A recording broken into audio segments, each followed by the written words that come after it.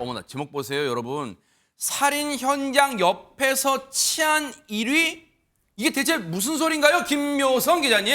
네, 순천경찰서가 지난 21일 경찰의 날을 맞이해서 대대적으로 보도자료 하나를 배포를 했습니다. 네. 내용을 보니까요, 2024년 치안성과 우수관서 평가에서 전국 259개 경찰서 중에서 1위를 차지했다라는 내용이었습니다. 어허. 주요 치안 정책, 사회적 약자 보호 활동, 수사 역량 강화, 체감 안전도 이런 평가에서 우수한 점수를 받으면서 대통령 단체 표창을 받았다라는 내용이었는데요. 이와 함께 순천 시내 곳곳에는 현수막도 붙었습니다. 저건가요, 지금? 네, 이렇게요. 경축 순천경찰서 전국 치안성과 1위라는 내용이었는데 네. 바로 이 현수막 때문에 시민들이 분통을 터뜨리고 있다라는 내용입니다. 대통령, 여러분 현수막 보이시죠? 대통령 표창을 받았다. 그걸 축하하는 경축 현수막이 내걸렸는데 보통 이런 현수막 보면 뉴스파이터에서도 하재근 평론가님, 야 정말 우리 전국의 대한민국 경찰분들 얼마나 노고가 많으세요. 정말 축하드립니다. 해야 될 판인데 앞서도 잠깐 얘기 나왔지만 지금 순천 시민분들의 분노가 하늘을 찌른다면서요. 저 현수막 때문에 왜 그런 겁니까? 예, 왜 문제가 된 거냐면 바로 지난달 26일에 전남 순천의 한 주차장 길거리에서 박대성한테 어느 10대 여성이 피살당했거든요. 어허. 살해당한 거예요. 아 이제 보니까 거의 순천 맞네요, 진짜. 그렇습니다. 그런 사건이 있었는데 한 달도 아직 채 지나지 않았거든요. 세상에. 그런데 당시에 10대 여성이 피살된 그 범행 장소로부터 불과 200m 정도 떨어진 곳에 경축, 치안 1위 이런 식의 현수막이 걸리니까 세상에. 이건 부적절하다. 그런 지적이 나오게 된 겁니다. 아니 이종근 평론가님 물론 전국의 그 크고 작은 도시 어디를 가도 뭔 강력 사건, 흉악 사건이 한 건도 일어나지 않는 도시는 없겠지만 그렇죠. 지금 하재근 평론가님 말씀처럼 저 사건이 지금도 우리 뇌리에 또렷하게 남아있고 특히 유족분들 입장에 지금 가슴에 천불이 나고 지금 그럴 텐데 어떻게 저런 현수막이 버젓이 치안성과 1위라는 현수막을 붙여요 지금. 그렇죠. 고인이 된 10대 그 소녀가 지금 49일도 안 지났습니다. 세상에. 보통 사구제를 치른다고 하지 않습니까? 네. 그러다 보통 아직도 혼이 떠돌고 있다라고 옛 선인들은 이야기를 합니다. 네. 그리고 유족들만이 아닙니다. 시민들이 얼마나 사실 불안에 떨겠습니까? 불특정 다수를 향해서 이렇게 언제 내 뒤에 흉기를 든 어떤 범인이 있을지도 모른다라고 생각을 하고 길거리를 지나는데 저 현수막을 한번 보십시오. 세상에. 치안 1위. 이 현수막을 보면 어떤 생각이 들겠습니까? 세상에. 저는 지금 이 순천 경찰서가 1위 한 게 또 하나 있다고 봅니다. 뭔데요? 눈치가 없다. 눈치가 없는 그런 그 파출소의 경찰서의 1위다라고 생각을 합니다. 맞아요. 저게 지금 아무리 보통 우리 있잖아요. 이곤 변호사님.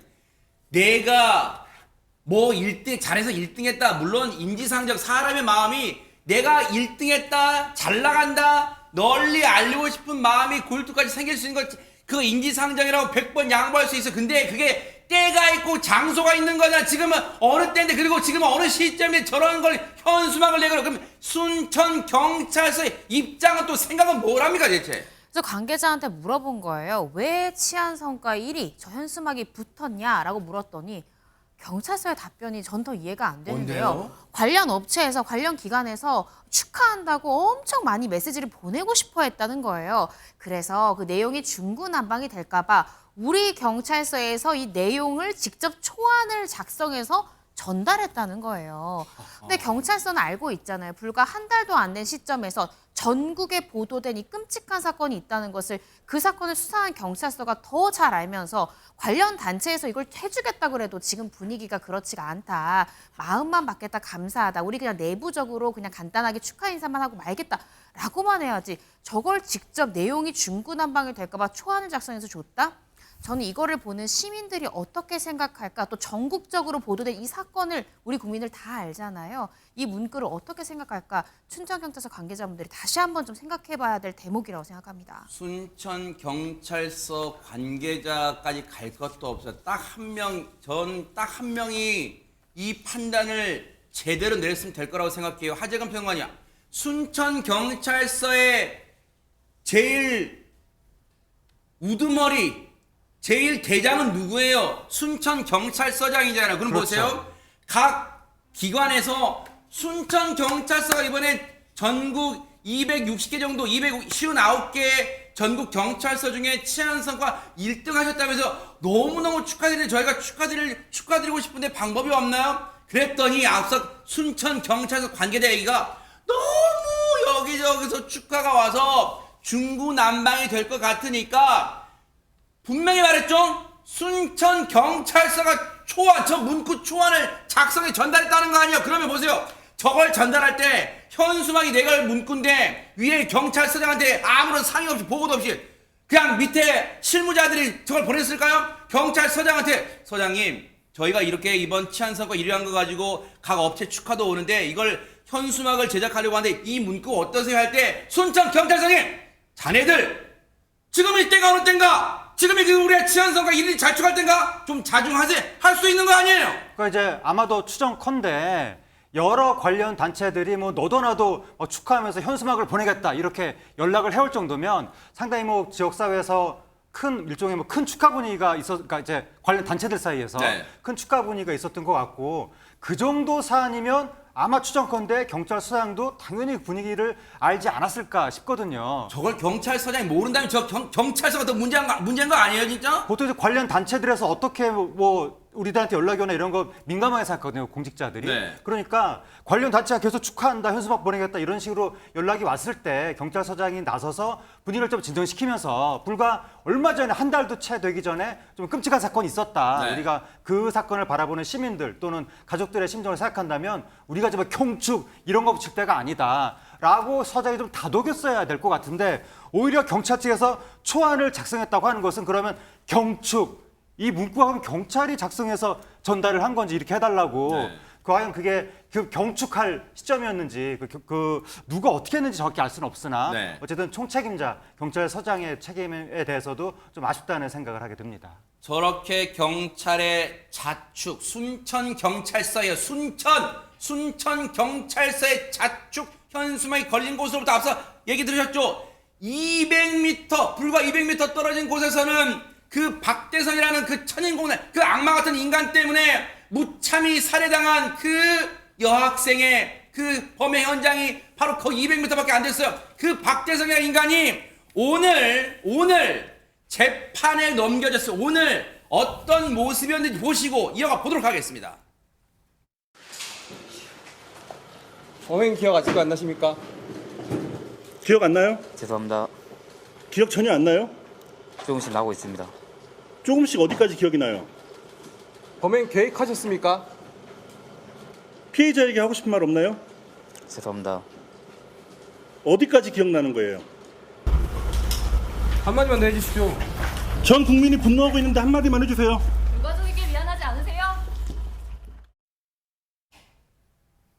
저 때는 검찰에 송치될 때 모습이고 오늘 재판에 이제 넘겨진 거예요. 즉 검찰이 기소를 한 거예요. 재판에 넘겼다는 얘기예요. 그럼 보세요. 손정임 회사님, 검찰이 지금 재판에 넘기기 전에 보완 수사, 추가 수사를 했을까요? 근데 거기서 더 충격적인 내용이 전해졌다면서요.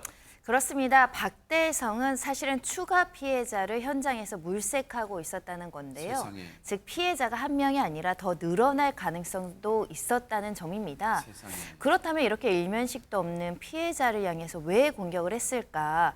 범행 동기가 있어야 되는데 경찰 조사 때도 마찬가지고 검찰 조사 때도 마찬가지고 본인이 직접 왜 사람을 이렇게 살해했는지 진술하지 않고 있습니다.